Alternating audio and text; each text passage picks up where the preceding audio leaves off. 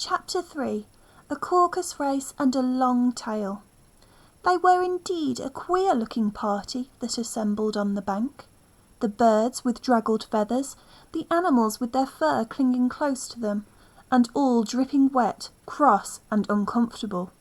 The first question, of course, was how to get dry again. They had a consultation about this, and after a few minutes it seemed quite natural to Alice to find herself talking familiarly with them, as if she had known them all her life. Indeed, she had quite a long argument with the Lory, who at last turned sulky and would only say, "I am older than you and must know better." And this Alice would not allow, without knowing how old it was, and, as the Lory positively refused to tell its age, there was no more to be said.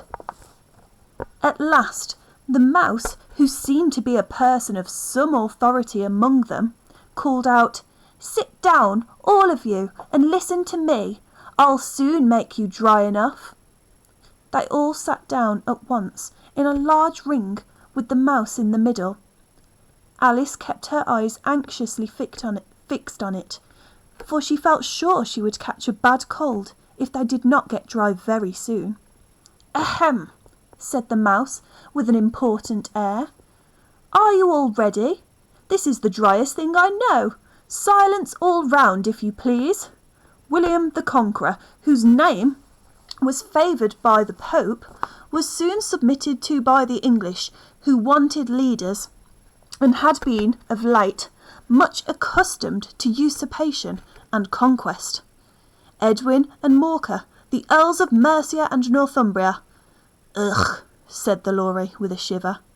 "I beg your pardon," said the mouse, frowning but very politely. "Did you speak?" "Not I," said the Lory, hastily.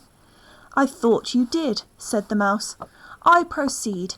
Edwin and Morcar, the Earls of Mercia and Northumbria, declared for him, and even Stigand, the patriotic Archbishop of Canterbury, found it advisable." "Found what?" said the duck. "Found it," the mouse replied, rather crossly. "I know what it means well enough when I find a thing," said the duck. "It's generally a frog or a worm. The question is, what did the Archbishop find?"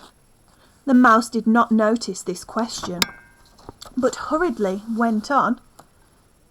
"Found it advisable to go with Edgar Atheling to meet William and offer him the crown. William's conduct at first was moderate, but the insolence of his Normans— How are you getting on now, my dear?" it continued, turning to Alice as it spoke. "As wet as ever," said Alice in a melancholy tone. "It doesn't seem to dry me at all."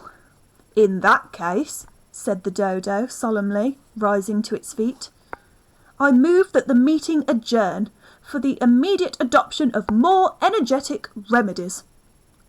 "Speak English," said the eaglet. "I don't know the meaning of half those long words, and what's more, I don't believe you either." And the eaglet bent down its head to hide a smile. Some of the other birds tittered audibly. "What I was going to say," said the dodo in an offended tone, "was that the best thing to get us dry would be a caucus race." "What is a caucus race?" said Alice.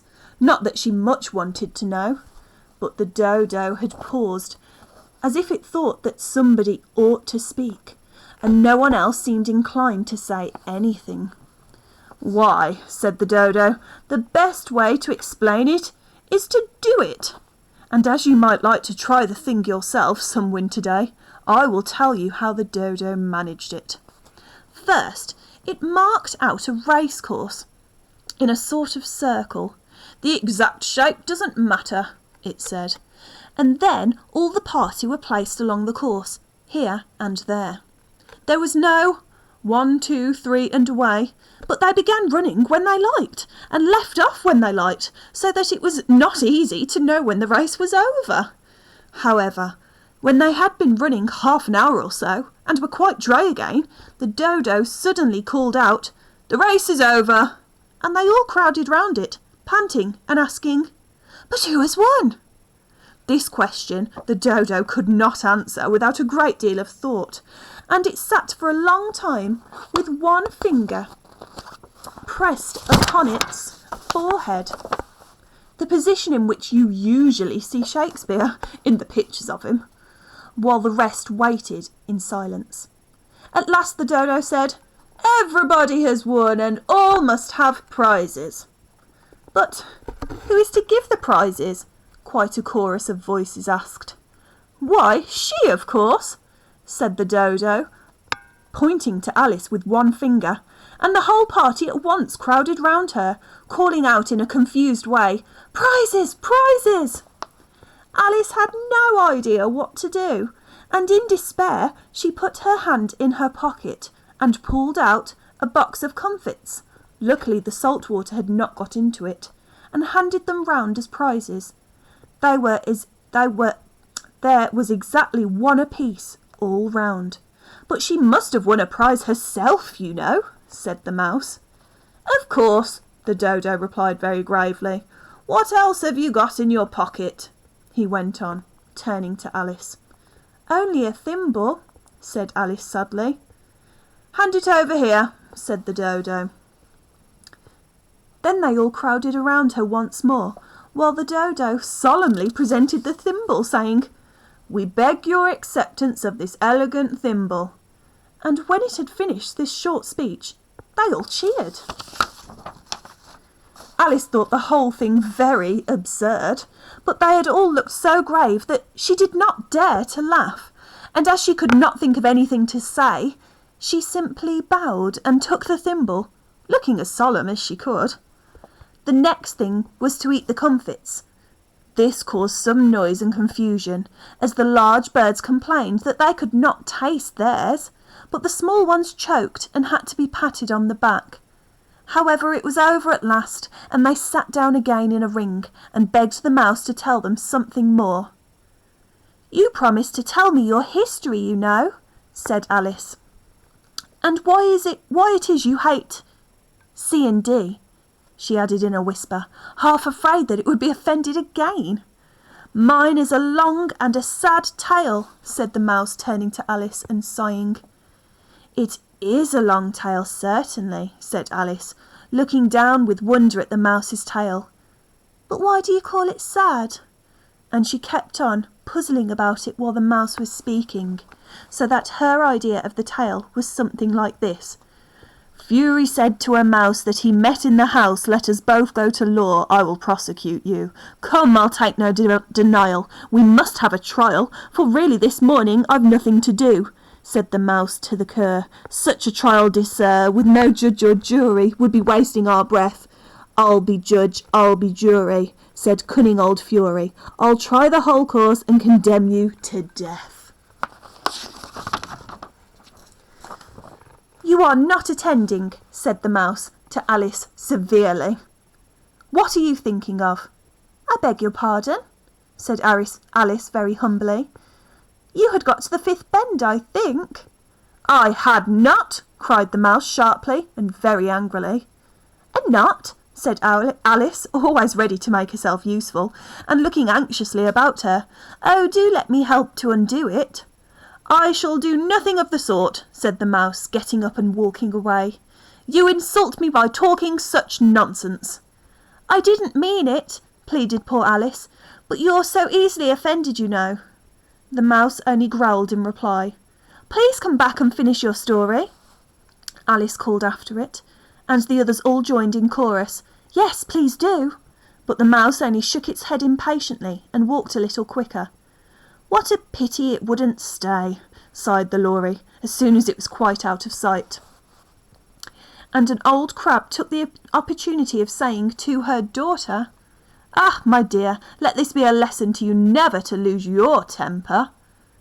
"Hold your tongue, ma," said the young crab, a little snappishly. "You're enough to try the patience of an oyster." "I wish I had our Dina here, I know I do," said Alice aloud, addressing nobody in particular. "She'd soon fetch it back." "And who is Dina, if I might venture to ask the question?" said the lory.